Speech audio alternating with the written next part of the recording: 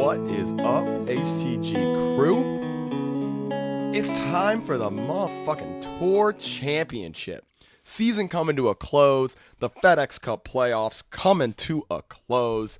What a fucking event last week at the BMW. I swear, I don't know why. It's like my favorite event on tour. Thought it was going to be another very nice week for us at the BMW. It was a solid week. Got some screenshots from some of you that cashed, so love to see that. Love to see the success on Draftkings. In the betting market, you guys know we had Bryson DeChambeau as our winner last week, and let's just say that ended in a nail biter and did not go our way. But I'll get into the BMW Championship recap prior to getting into the Tour Championship. But before we do both of those things, let's go ahead and spark up. Today, I'm smoking some Bubba Kush. Comes from the grower Pacific Reserve. It's a hybrid testing at 24.47% THC. So let's go ahead and get it popping with this bad boy. And then I'm going to get right into that BMW recap, which, man, it was almost a huge week, guys.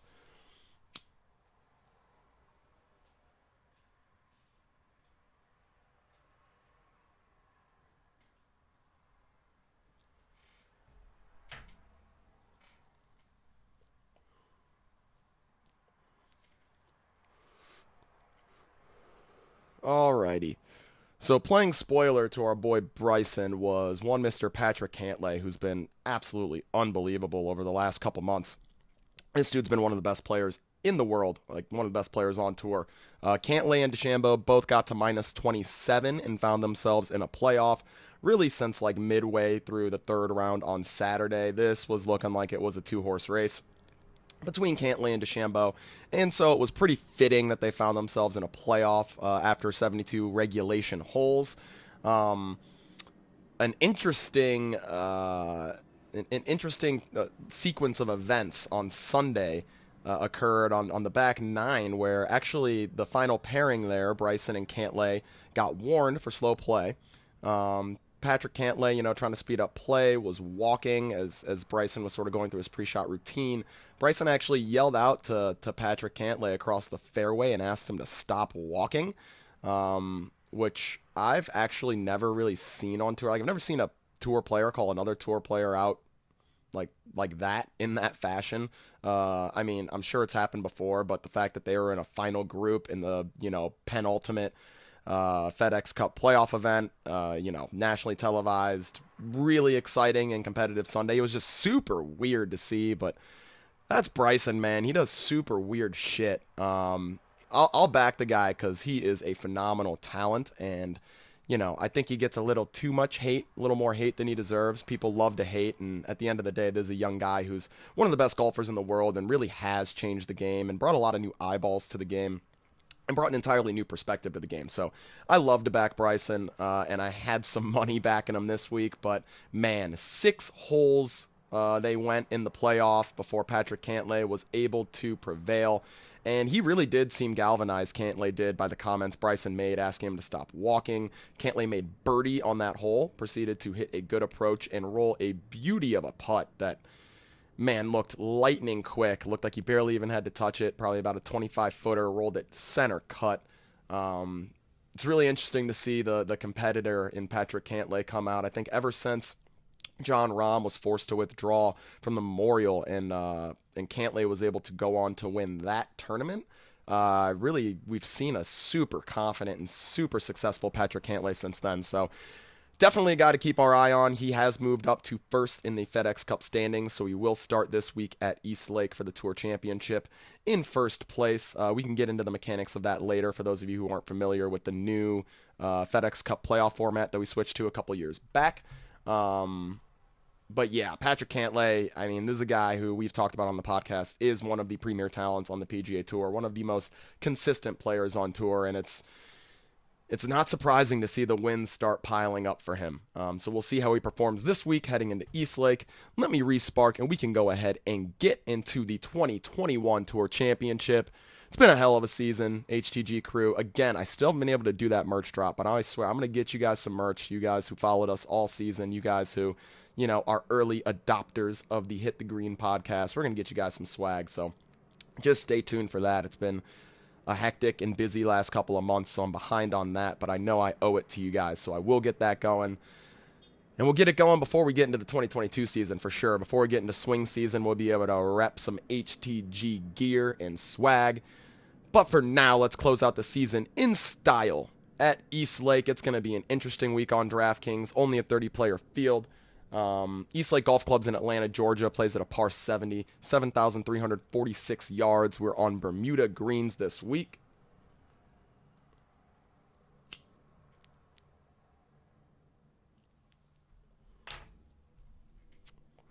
Our defending champion, our defending FedEx Cup champion, is Dustin Johnson, who finished at 21 under in last year's Tour Championship.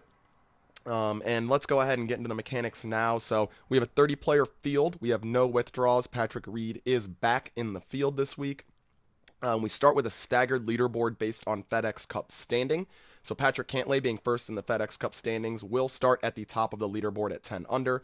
Then Bryson, who's second in the standings, will start at 8 under. Tony Finau, who's third, will start at 7 under. And then it cascades down from there.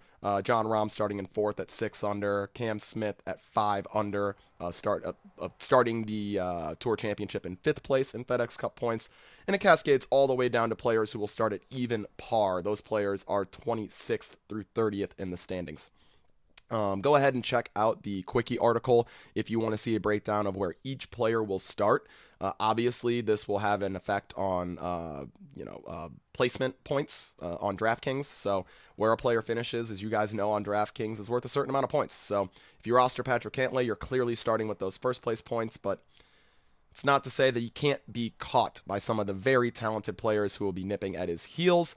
And we know that players can outscore their placement points by just making lots of birdies. Birdies are worth a lot in DraftKings scoring, birdies and eagles. So even if you don't get a guy, even if you take one of these guys that starts at even par, if they can score well, if they can make some birdies, they can certainly end up in an optimal lineup. So don't discount these guys starting at even par. If they get hot, they can certainly be useful, especially with the interesting pricing we see this week, and we will continue to see at Tour Championships based on the format.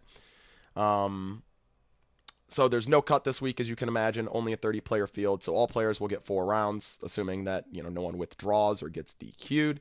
And given this small field, I already noted the interesting DraftKings pricing. We have players priced way higher than we're typically used to, and way lower than we're typically used to. They lowered the minimum from that 6K min all the way down to a 5K min. And our top price player in the field, Patrick Cantlay, is at 13,400. So it's going to look a bit different this week building lineups. But one thing to keep in mind, there's only 30 players. There's only so many combinations of players that you can roster. Feel free to leave plenty of money on the table as far as DraftKings salary is concerned. Leave 1,000, 1,500, without being spent. It's going to be really difficult to differentiate, so we're really going to place a premium on that. As long as you are still building lineups that have the upside to take down the tournament, don't worry about leaving lots of salary on the table this week, to be honest.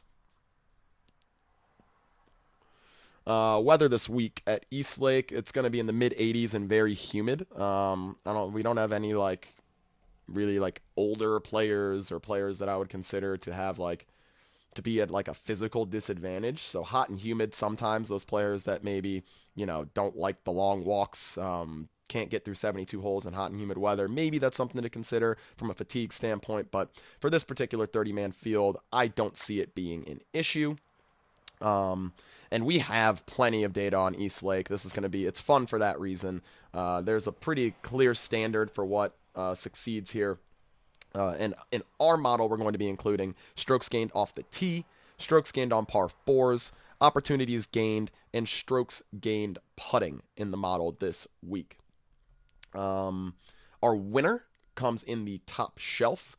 Again, top shelf plays $10,000 or more in DraftKings salary. So let me know in the YouTube comments who you think our winner is, and let me know who you think is going to take down this 2021 FedEx Cup. I know the guy we have, I've got the utmost confidence in, and he's a popular pick this week, and for good reason. As I mentioned, we have no withdrawals. Patrick Reed is back in the field. And with that, we can go ahead and get into our top shelf plays. Again, top shelf plays, $10,000 or more in DraftKings salary.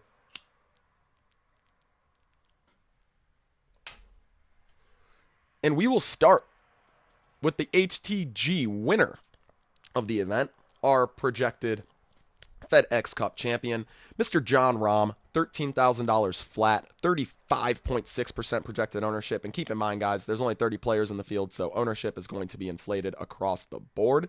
But it is particularly high for Rahm, and it makes sense.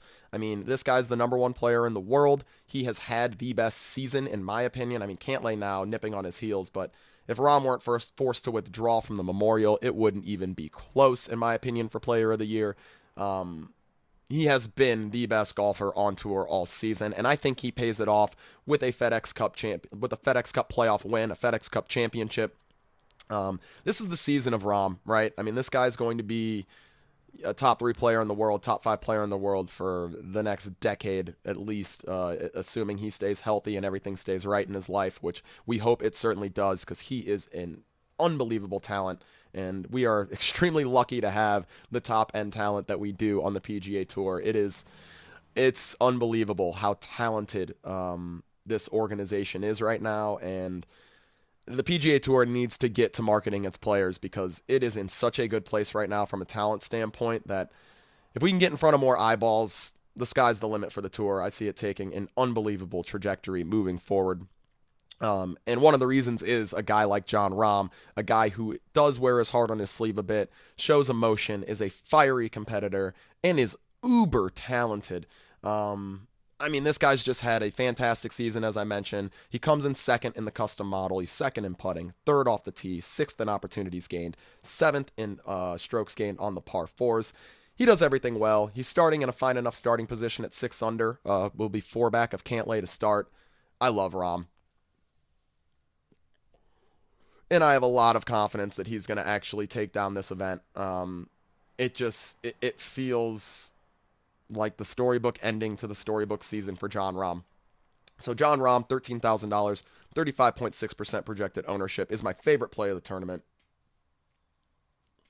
Even at the high ownership projection, even at the, second highest price tag in the field, even though he'll be starting in 4th position, Rahm sort of feels like a no-brainer to me this week. Great fit for the golf course. Great narrative behind it. Best golfer in the world at the moment. Go ahead and fire him up.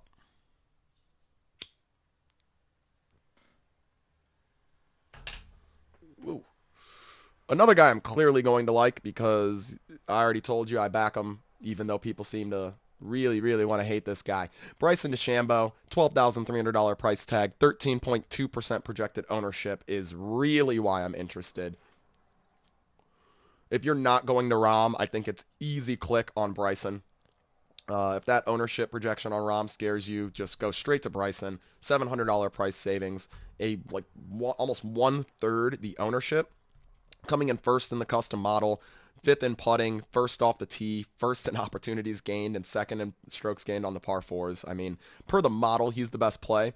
I do personally like Rahm more in a vacuum, but man, when you consider ownership and price, it is really close. It's a razor-thin margin. Lineups that I don't start with Rahm, I will definitely be starting with Bryson. And I can see both these guys being the two that we see battling down the stretch for the FedEx Cup win. Bryson will be starting at 8 under in 2nd place this week.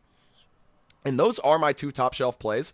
Something I do want to mention here while we're still up here in the top shelf, I think you do want to grab one of these guys. Either if you like Cantlay, I'm going to be fading Cantlay this week at that $13,400 price tag. Would just rather take the salary savings and go down to Rahm or Bryson. But I think you need to grab a guy like Cantlay, a Bryson, maybe not a Finau, but a Finau or a Rahm. I mean, these guys are starting up in the top 4 starting positions, and they're all unbelievable golfers, right? Players that have tons of win equity. They're already going to be in a great starting position, which only improves their win equity. So I do think the win equity of these guys up top, their potential to finish in a great finishing position and still perform well, is so great that your lineups need the upside of having one of these players in them. So I wouldn't jump down to a balanced build this week. I think you are going to have to build pretty stars and scrubsy to give yourself the upside in these lineups that you need. And with that, we can move to the mid-shelf. Again, only 2 top-shelf plays this week with Rahm and Bryson. We only have 8 plays in total. It's a 30-player field. I didn't want to give you a third of the field in plays, so I try to keep it below 10 players this week. There are so few players in this field that you're going to need to mix and match some guys that I don't mention. Feel free to. I mean, all these guys are good players. There really aren't many players I'd stay away from. Stuart Sink maybe is a guy that you could full fade. Billy Horschel, even though I mentioned his playoff performances, his performances in the FedEx Cup, he's been just bad lately. Aside from that, really any of these guys are viable, right? We're down to the best 30 players from this season, so you can imagine that all of these guys have had at least solid seasons in their own right. And actually, we only have 7 players, not 8. So 7 players. Those 2 top shelf plays, and now we have 2 plays in the mid shelf. Mid shelf plays are $7,500 or more in DraftKings pricing. Of course, staying below that $10,000 threshold for the top shelf. And the first mid shelf play, Rory McIlroy at $9,300, 28.2% projected ownership. It's just too cheap of a price tag for McIlroy, who'll be starting at 2 under. He's 16th in the FedEx Cup currently. So he'll be starting 8 back of Cantlay, and McIlroy fits this golf course really well. 5th overall in the custom model, 12th in putting, 2nd off the tee, 21st in opportunities gained, and 5th in par 4 scoring. A super talented player. Clearly, he and Xander stand alone down here, sort of in this pricing range. Xander at $8,900 from a talent standpoint. So grabbing Rory, who I do greatly prefer to Xander this week, although keep in mind Xander did win this event in 2018 prior to the change in format. So he didn't win the FedEx Cup, but he did win this event outright. So the course history for Xander's good. I don't mind going him at 89, but I would rather go to McIlroy at 93. Again, 28.2% projected ownership. Right now, Xander projected for 24.6% ownership, so a slight ownership discount, but nothing to note in that regard.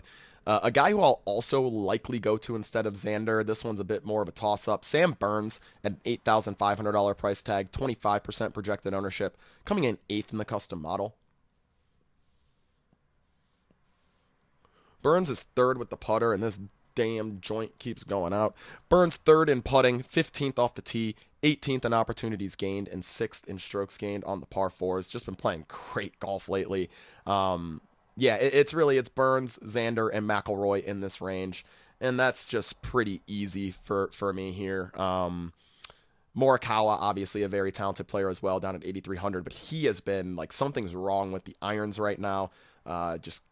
Something's off, and given that we have a 30-player field and such talented players in the field, I don't want to necessarily take that gamble on Morikawa this week because it has looked, it's been unlike him lately. He's still pulling some ownership at 17.7%. So again, easy decisions for me here. McIlroy and Burns are my favorite, and maybe I will mix in some Xander Schauffele at that $8,900 price tag. And I said you're going to have to go up and get some top shelf plays, and these guys are, pushing, the $13K in salary mark this week with the crazy pricing that we have. So you're going to need to dip down into the SCHWAG bag this week. The best part of the show is the SCHWAG bag. When these guys hit, it literally gets me pumped. So I'm actually going to take a guy at min pricing this week. We have 3 SCHWAG bag plays. They're all projected for 25+% ownership because, again, you're going to need to take some guys from up in the top shelf. SCHWAG bag plays under $7,500 in DraftKings pricing. Our first SCHWAG bag play, he came 3rd last week at the BMW. Sungjae Im, $7,300 price tag, 28.9% projected ownership. Sungjae coming in 3rd in the custom model, 16th in putting, 4th off the tee, 8th in opportunities gained, and 4th in strokes gained on the par 4s. While Sungjae will not be starting from a good position, Sungjae's actually starting in, he's starting at 3 under and 12th. That's fine for a $7,300 price tag, especially for a guy who's statting out 3rd in our custom model, coming in great form. Again, came 3rd last week at the BMW. $7,300 is too cheap. Go ahead and jam Sungjae in just about everything. Looking at this starting position, I'll be jamming Sungjae in for salary savings in just about all my lineups, and it looks very justified this week. So Sungjae Im, $7,300 price tag, 28.9% projected ownership. My favorite play of the SCHWAG bag, and one of my favorite plays of the event. Starting lineups, Rahm and Sungjae looks very promising this week.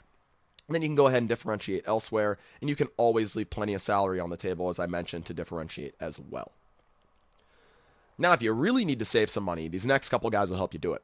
Sergio Garcia, he's been a play of ours a lot lately. I mean, the ball striking's just been so good. $5,400 price tag, 25.6% projected ownership. Coming in the custom model 9th, he's 18th in putting, 5th off the tee though, 15th in opportunities gained, and 13th in strokes gained on the par 4s. So really coming in the top half in this field in all the statistical categories we're looking at, outside of putting. And, you know, we know Sergio can get hot with the putter. Maybe he just needs to close his eyes, which is, I mean, it's literally something that he's done before from time to time. He's won an event closing his eyes putting. I can't remember which event, but point is, Sergio can find some fire on the greens. And if he does, he looks like a great value at $5,400, 25.6% projected ownership. He will be starting at even par, so one of the 5 players in this field starting all the way at the bottom at even par. But Sergio, a guy that is a birdies or better guy. He can rack up birdies, which means he can rack up Draftkings points, which is what we're after here.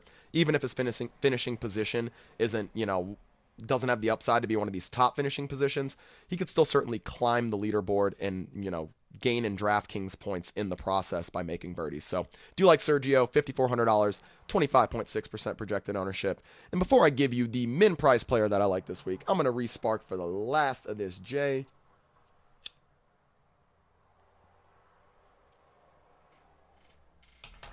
Then we're going to talk about a guy who snuck his way into the Tour Championship. I mean, it had been a pretty mediocre season for him prior to the FedEx Cup playoffs, and really playing on the PGA Tour for a full season for the first time, coming over from the Euro Tour. Can we believe that Eric Van Rooyen has made the Tour Championship, coming in at $5,000 flat, 25.2% projected ownership? He has been balling lately. He will be starting at even par, but coming in 4th overall in the custom model, 10th with the putter, 16th off the tee, but 2nd in opportunities gained and 8th in strokes gained on the par 4s. Van Rooyen's been one of the hottest iron players on tour in this FedEx Cup playoffs. And I want to go ahead and continue to ride that into the Tour Championship, especially at East Lake, a golf course where being strong on approach is definitely going to help. And the off-the-tee numbers for EVR have looked good as well. So checking every box. The flat min allows you to do so much with the rest of your lineup. Maybe even grab 2 of these top shelf plays, 2 guys above $12,000. And if you're doing that, you're allowing yourself so much win equity. And all EVR needs to do is what he's been doing lately. Continue to hit those irons flush and make birdies along the way. And that does it for us for 2021. The 2021 Tour Championship, that's it, guys. This is going to be it. The culmination of the FedEx Cup playoffs is here. We've got Ryder Cup after that, which, I mean, get fucking pumped. We'll definitely be doing a Ryder Cup show here for the HTG pod. Be on the lookout for that merch. I'll be sure to let you guys know on Instagram. We'll also be sending out some text messages personally to some of you. Make sure you subscribe to the YouTube channel if you're new. You can find the podcast on Spotify, Apple Music. Would love if you subscribe there as well. HTG crew, I love you guys. Let's get some at the Tour Championship. Get your John Rahm tickets in. Let's win some bets. Let's get those DraftKings lineups across the finish line and up at the top of leaderboards. I love you guys. Send me your screenshots. Peace.